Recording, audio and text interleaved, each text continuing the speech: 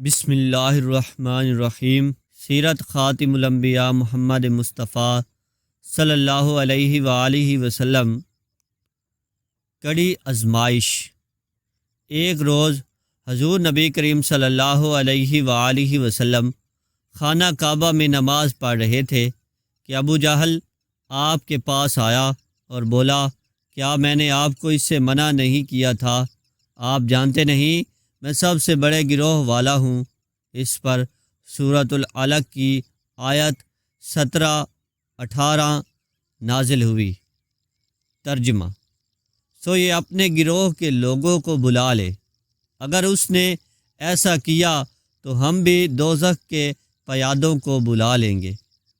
حضرت ابن عباس رضی اللہ عنہ فرماتے ہیں، اگر ابو جہل اپنے گروہ کو بلاتا تو اللہ تعالیٰ کے عذاب کے فرشتے اسے پکڑ کر تہس نہس کر دیتے۔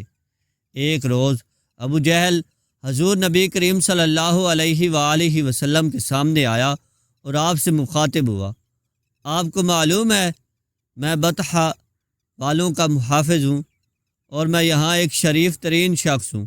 اس وقت اللہ تعالیٰ نے سورہ دخان کی آیت 49 نازل فرمائی۔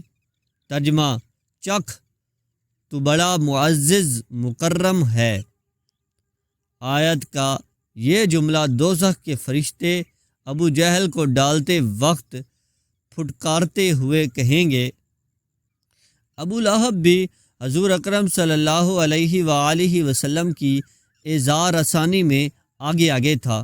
نبی کریم صلی اللہ علیہ وآلہ وسلم کی تبلیغ میں رکاوٹیں ڈالتا تھا۔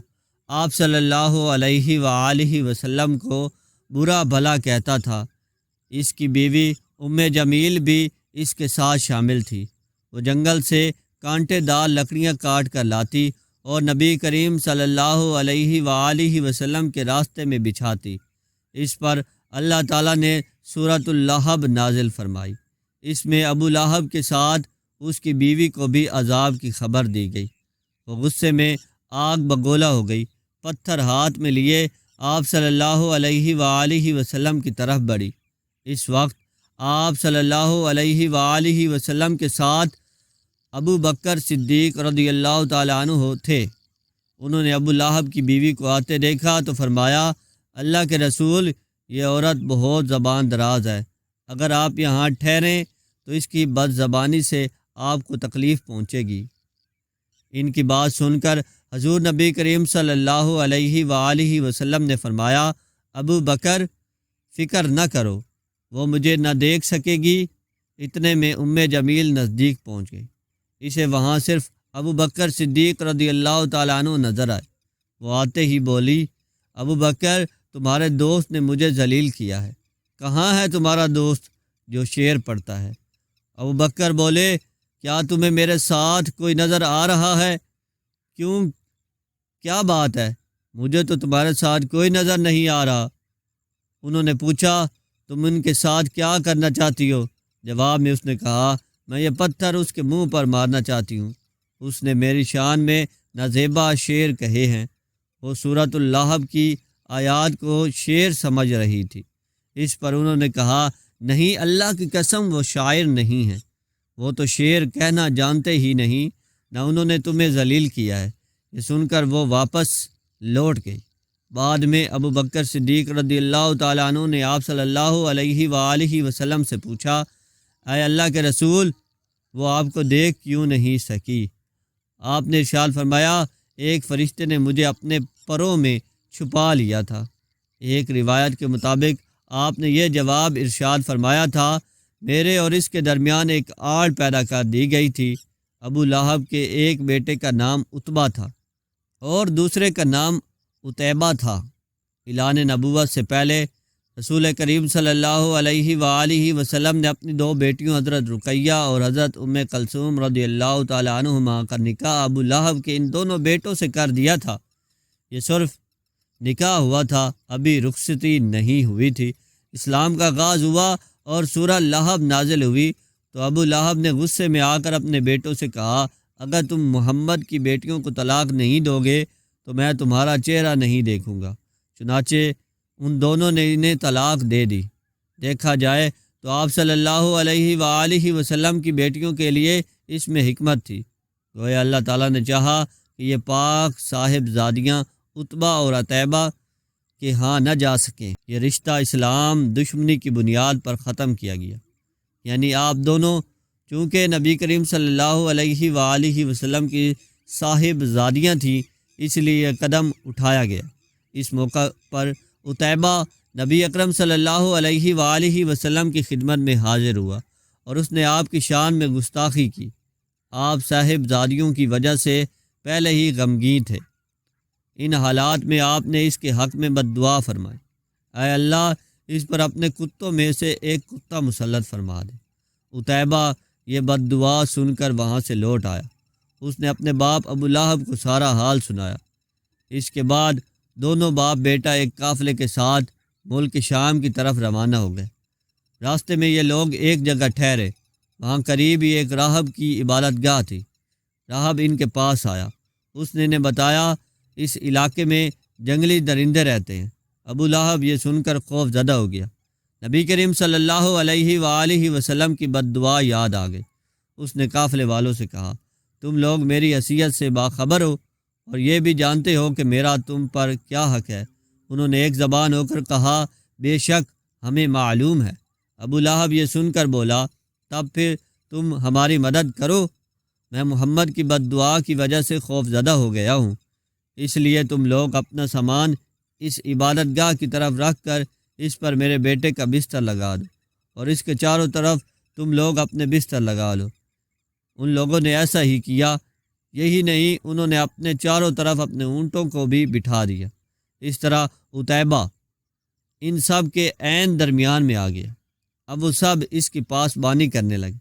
ان تمام احتیاطی تدابیر کے باوجود حضور نبی کریم صلی اللہ علیہ وآلہ وسلم کی پیش گوئی پوری ہو گئی۔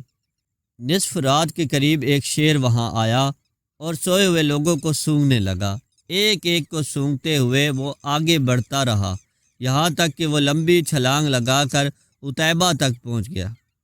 بس پھر کیا تھا، اس نے اسے چیر پھاڑ کر ہلاک کر ڈالا۔ تکالیف پہنچانے کا ایک اور واقعہ اس طرح پیش آیا کہ ایک روز آپ صلی اللہ علیہ وآلہ وسلم مسجد الحرام میں نماز پڑھ رہے۔ قریب ہی کچھ جانور ذبح کیے گئے تھے۔ وہ لوگ اپنے بتوں کے نام پر قربانی کرتے تھے۔ ان جانوروں کی ایک اوجڑی ابھی تک وہیں پڑی تھی۔ ایسے میں ابو جہل نے کہا، کیا کوئی شخص ایسا ہے جو اس اوجڑی کو محمد کے اوپر ڈال دے؟ ایک روایت کے مطابق کسی نے کہا، کیا تم یہ منظر نہیں دیکھ رہے ہو؟ تم میں سے کون ہے جو وہاں جائے جہاں فلاں قبیلے نے جانور ذبح کیے؟ ان کا گوبر، لید، خون اور اوجڑی وہاں پڑے ہیں۔ کوئی شخص وہاں جا کر گندگی اٹھا لائے اور محمد صلی اللہ علیہ وآلہ وسلم کے سجدے میں جانے کا انتظار کرے، پھر جو ہی وہ سجدے میں جائیں وہ شخص گندگی ان کے کاندھوں کے درمیان رکھ دے۔ تب مشرکوں میں سے ایک شخص اٹھا، اس کا نام عقبہ بن ابی معیط تھا۔ یہ ابھی قوم میں سب سے زیادہ بدبخت تھا۔ یہ گیا اور اوجڑی اٹھا لایا۔ جب آپ صلی اللہ علیہ وآلہ وسلم سجدے میں گئے تو اوجڑی آپ پر رکھ دی۔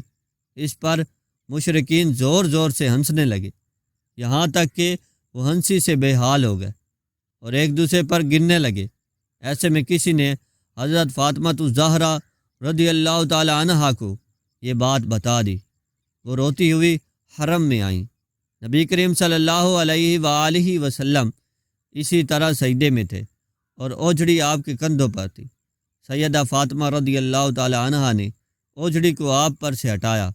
اس کے بعد آپ سجدے سے اٹھے اور نماز کی حالت میں کھڑے ہو گئے۔ نماز سے فارغ ہو کر آپ صلی اللہ علیہ وآلہ وسلم نے ان لوگوں کے حق میں بد دعا فرمائی، اے اللہ تو قریش کو ضرور سزا دے، اے اللہ تو قریش کو ضرور سزا دے، اے اللہ تو قریش کو ضرور سزا دے۔ قریش جو مارے ہنسی کے لوٹ پوٹ ہو رہے تھے، یہ بد دعا سنتے ہی ان کی ہنسی کافور ہو گئی۔ اس بد دعا کی وجہ سے وہ دہشت زدہ ہو گئے۔ اس کے بعد آپ نے نام لے لے کر بھی بد دعا فرمائی، اے اللہ تو عمرو بن ہشام کو سزا دے، یعنی ابو جہل کو، عقبہ بن ابی معیط اور امیہ بن خلف کو صدا دے۔ حضرت عبداللہ بن مسعود رضی اللہ تعالیٰ عنہ کہتے ہیں، اللہ کی قسم، آپ صلی اللہ علیہ وآلہ وسلم نے جن جن قریشیوں کا نام لیا تھا، میں نے انہیں غزوہ بدر میں خاک و خون میں لتھڑا ہوا دیکھا، اور پھر ان کی لاشوں کو ایک گڑھے میں پھینک دیا گیا۔ اس طرح ایک واقعہ حضرت عثمان غنی رضی اللہ تعالیٰ عنہ نے اس طرح بیان فرمایا ہے۔ ایک روز نبی کریم صلی اللہ علیہ وآلہ وسلم طواف فرما رہے تھے۔ اس وقت آپ کا ہاتھ حضرت ابوبکر رضی اللہ تعالیٰ عنہ کے ہاتھ میں تھا۔ حجر اسود کے پاس 3 آدمی بیٹھے تھے۔ جب آپ حجر اسود کے پاس سے گزرے اور ان کے قریب پہنچے تو ان تینوں نے آپ کی ذات بابرکات پر چند جملے کسے۔ ان جملوں کو سن کر آپ کو تکلیف پہنچی۔ تکلیف کے آثار آپ کے چہرے سے ظاہر ہوئے۔ دوسرے پھیرے میں ابو جہل نے کہا، تم ہمیں ان معبودوں کی عبادت کرنے سے روکتے ہو جنہیں ہمارے باپ دادا پوجتے آئے ہیں، لیکن ہم تم سے صلح نہیں کر سکتے۔ جواب میں آپ صلی اللہ علیہ وآلہ وسلم نے فرمایا، میرا بھی یہی خیال ہے۔ پھر آپ آگے بڑھ گئے۔ تیسرے پھیرے میں بھی انہوں نے ایسا ہی کہا۔ پھر چوتھے پھیرے میں یہ تینوں یکدم آپ کی طرف جھپٹے۔